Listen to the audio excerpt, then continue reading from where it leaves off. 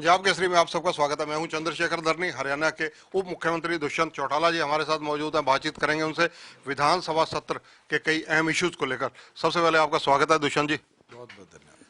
दुष्यंत जी, जिस प्रकार से कांग्रेस, विशेषकर अगर चर्चा की जाए नेता प्रतिपक्ष भूपेंद्र सिंह हुड्डा व कांग्रेस के विधायक दल का जो निर्णय हुआ है उसके मुताबिक वो बीबीएमबी के मुद्दे पर सरकार को घेरने की तैयारी में है। किसानों वाला मुद्दा जो है, किसानों के केस वापस लेने का मुद्दा, ये सब मुद्दों को लेकर सदन में वो गहमा गहमी कर सकते हैं।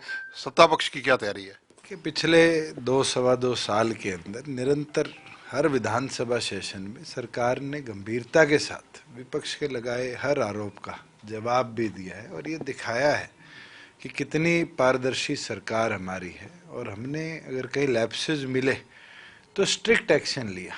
पुराने कांग्रेस के रिजीम की तरह नहीं कि एक के बाद एक बात रखी जाती थी और वहाँ हाउस से लोगों को बाहर निकाल दिया जाता था, जवाब नहीं दिया जाता था।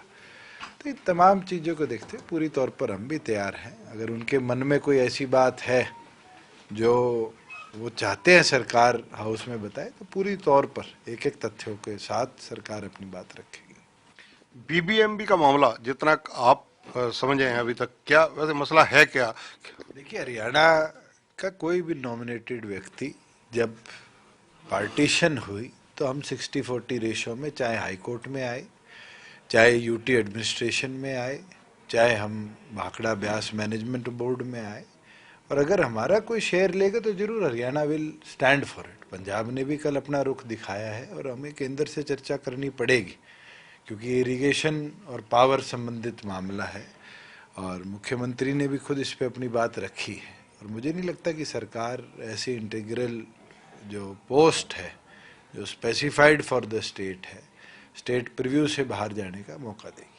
बीबीएमबी पर अगर चर्चा की जाए, आपका स्टैंड मतलब लगभग क्लियर कि जो हमारा पहले हिस्सा था, जितनी शेयरिंग हमारे मिलती थी, चाहे वो यूनियन टेरिटरी चंडीगढ़ में हो, चाहे भाखड़ा ब्यास मैनेजमेंट बोर्ड में हो, चाहे वो किसी और जगह हो, हमारा जो बाइफर्केशन के समय हिस्सा था हम उसको कम नहीं होने देंगे।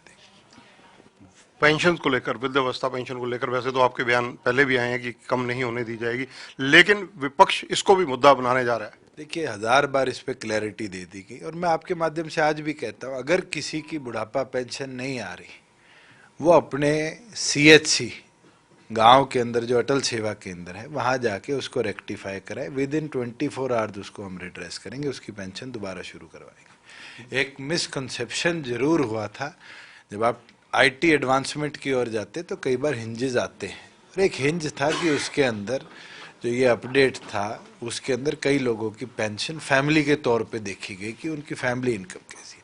हमने तो स्पष्ट कर दिया कि 80 साल का कोई है तो वो हस्बैंड वाइफ अपनी स्पेसिफिक इनकम दे सकते हैं और हम उसके अकॉर्डिंगली एक्ट करेंगे। आय के हिसाब से जो है, जैसे 2 लाख का क्राइटेरिया माना जा रहा था, उसमें क्या रहेगा? ये तो मैं चाहूंगा भूपेंद्र सिंह हुड्डा इस पे क्लैरिफिकेशन दे कि क्यों उनके राज्य के अंदर आय की लिमिट बांधी गई थी, और अगर आज जरूरत पड़ती है तो हमारी सरकार इसके ऊपर भी विचार करके इसको दोबारा इंक्रीज करना है तो इंक्रीज करेगी, हटाना है तो हटाएगी। मगर मुझे लगता है कि जिस परिवार के अंदर हस्बैंड वाइफ की आय आज 5 लाख से है तो उसको तो स्वेच्छा से भी छोड़नी चाहिए। ये तो सम्मान उस आदमी के लिए था जिस आदमी की जेब में पैसा नहीं होता था और वृद्धावस्था के अंदर उसको सहयोग की जरूरत थी। और मुझे लगता है कि हमने जैसे बीपीएल की सीमा को आज 180 किया है, इसकी सीमा 2 लाख से हमें बढ़ानी पड़ेगी, तो जरूर हमारी सरकार बढ़ाएगी। किसानों के लगभग मांगे सेंटर ने भी पूरी कर दी थी, आंदोलन विड्रॉ हो चुका है, लेकिन जो केसेस हैं उनको लेकर कांग्रेस अग्रेसिव क्यों है?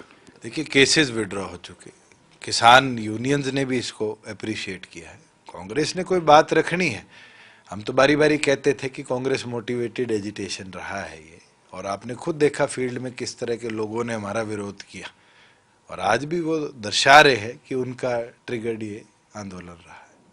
रेलवे के जो केसेस हैं बेसिकली उनको लेकर ज्यादा विरोध हो रहा है। स्टेट का प्रीव्यू नहीं है, हाईवे एक्ट और रेलवे एक्ट में कोई मामला दर्ज हुआ है तो केंद्र ने आश्वासन दिए, केंद्र का जो प्रोसेस है वो फॉलो करके उसको विड्रॉ करेगी। दुष्यंत जी, बजट सत्र है, मुख्यमंत्री जी से कैसे बजट की आप उम्मीद करते हैं, क्योंकि वो वित्त मंत्री भी हैं, प्री बजट की चर्चा भी पहले हुई है। देखिए, सारे महकमों ने अपने मांगे भी रख दी है, हमने पूरे देश भर में इंडस्ट्री के लोगों से भी चर्चा करी है, और जैसे फाइनेंशियल क्राइसिस में भी हमने पिछले 2 वर्षों में जब कोविड की महामारी थी, आम जनता के हित का बजट दिया था।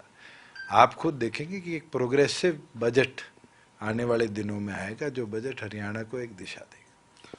पानीपत के विधायक हैं प्रमोद विज, उन्होंने मुख्यमंत्री जी से भी मांग की है, सरकार से भी मांग की है कि जो हरियाणा का एनसीआर एरिया है उसमें से पानीपत को निकाला जाए, क्योंकि एनजीटी के कारण कहीं ना कहीं वहाँ इंडस्ट्री प्रभावित होने जा रही है, बॉयलर इंडस्ट्री खासकर प्रभावित होने जा रही है।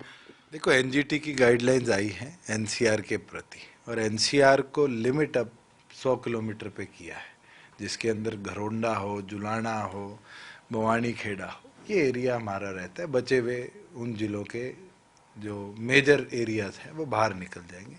तो एनसीआर पीबी केंद्र प्रदेश एक नहीं है, 4 प्रदेशों की सरकारों का मामला है। हर एक की मांग रहती है। सीएम इसके ऊपर निरंतर दिल्ली बैठकों में भी गए हैं, और धीरे धीरे ये तो चर्चा के बाद इशू आएगा। आज जिलों की बजाय 100 किलोमीटर की रिस्ट्रिक्शन लगाना भी बहुत बड़ी राहत है। इंडस्ट्री जो पानीपत की है इसको बचाने के लिए आप क्या करेंगे? मेरी इंडस्ट्री से चर्चा हुई है, वहाँ पर टेक्नोलॉजिकल एडवांसमेंट की जो ज़रूरत है हम वो भी करेंगे। जहाँ अब यूनियन ऑफ इंडिया का भी ऑर्डर आ गया पीएनजी सीएनजी पे अपने प्लांट्स को, बॉयलर्स को शिफ्ट करें, तो पीएनजी सीएनजी की प्रोडक्शन के लिए, चाहे वो सीबीजी प्लांट आने हों, इस तरह की एडवांसमेंट के लिए भी स्टेट फंड्स जनरेट करेगी। लगभग 2.25 साल से अधिक का समय हो गया गठबंधन सरकार को बने हुए। विपक्ष तो शुरू से कई कयास लगाता था, उनके कयास पूरे नहीं हुए, सब नेस्ते नबूद हुए।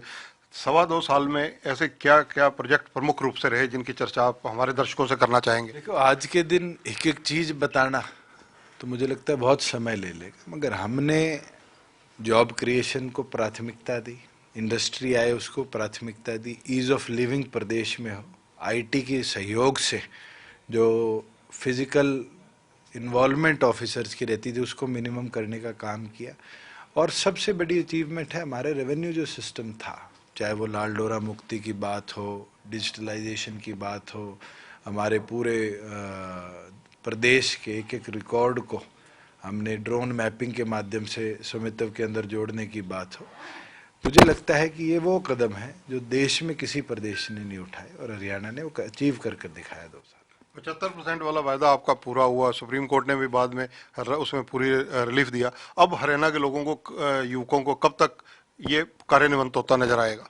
देखो, अभी तो 4 तारीख की तारीख है, और आगे क्या होता है हाई कोर्ट के अंदर हम तो अपनी तरफ से बहस रखेंगे, मगर एक चीज़ है कि हरियाणा के युवाओं का अधिकार उनको मिले, हमारा प्राथमिक लक्ष्य यही है।